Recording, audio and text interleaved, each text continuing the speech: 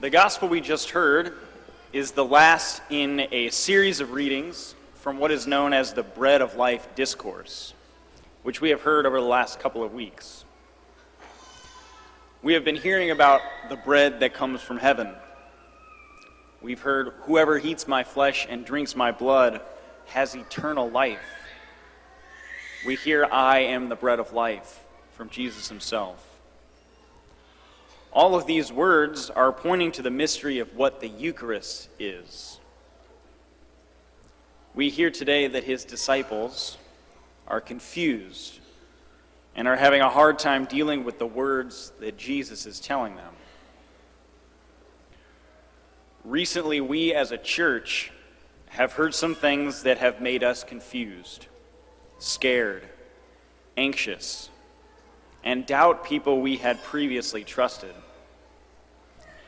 Father Dave spoke briefly about this last week, but if you are not aware, the church has just gone through the worst scandal in recent memory, arguably worse than what happened in 2002. If you're not aware of what happened in 2002 in Boston, just Google priest scandal Boston. Over the last 2 weeks, there were two huge things that dropped on us. Two scandals. Number one, a cardinal, a leader of the church, was accused rightly of having homosexual relations with many seminarians. And over 300 priests were accused of sexual misconduct in the state of Pennsylvania. This should cause us shock. This should be a scandal.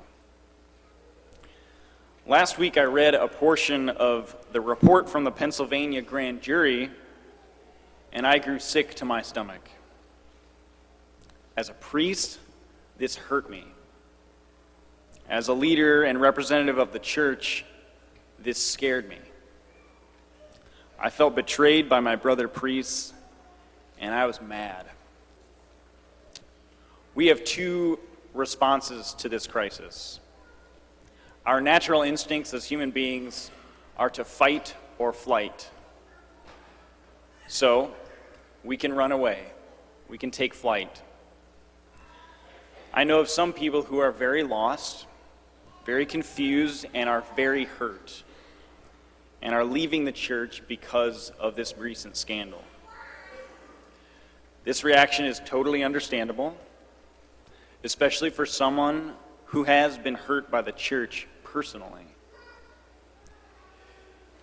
In the gospel we just read, John tells us that many people who had followed Jesus left him and went back to their former way of life.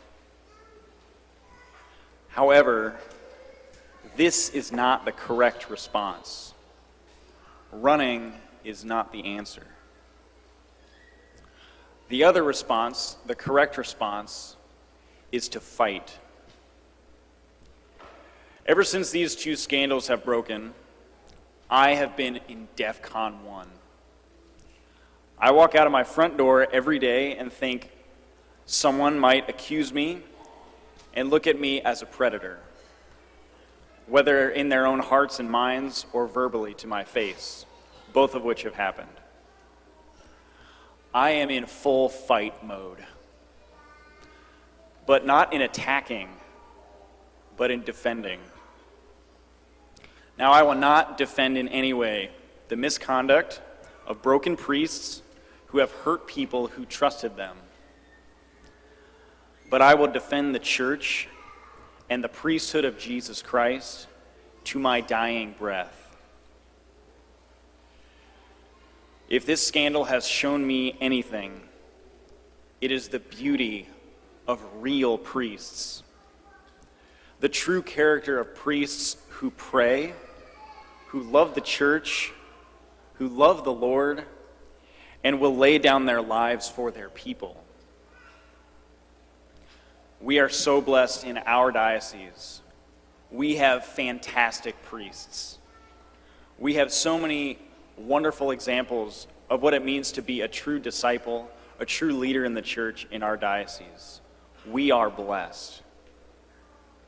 We also have a magnificent bishop who loves his priests, who loves his people, and loves Jesus Christ. I do encourage you again, if you haven't read or watched Bishop's statement last week regarding this, I encourage you to do so. It brought me great hope in a time of great darkness. But how exactly do we fight? 2 ways. Number one, we arm ourselves. We learn about the facts and understand what has happened. Out of the hundreds of cases of abuse in Pennsylvania, only 2 of them happened since 2002. Now that's 2 cases too many, but only 2 of the hundreds of cases. That's super important to know. Because the church in 2002, because of that scandal back then, cracked down on child protection and safe environment policies in order to better protect and safeguard the people who enter our buildings. Because of these policies, your children are safer here than they are in any school, any daycare, or any summer camp. Our diocese in particular is incredibly strict and incredibly cautious when it comes to protecting our most vulnerable people. We actually have 2 parishioners here, one who works with the diocese and one who works at the parish at St. Elizabeth's, who work tirelessly to support these policies. So I thank both of them for what they do. The second way we must fight is by our prayer. There are so many people in need of our prayers right now.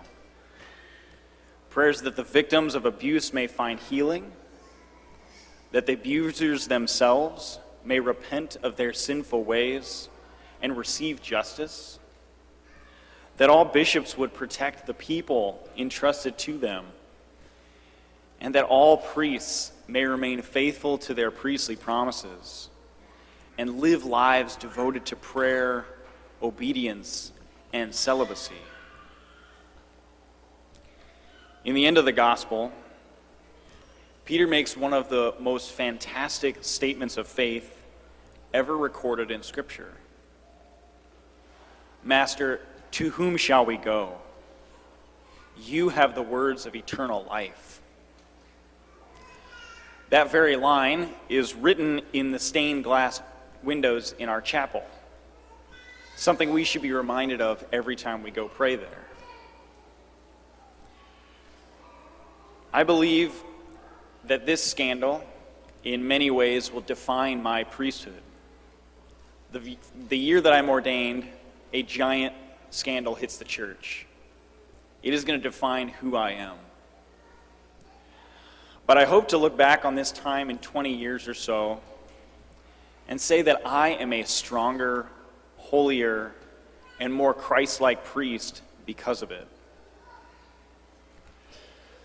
The church right now is under attack, and I want you all to fight with me.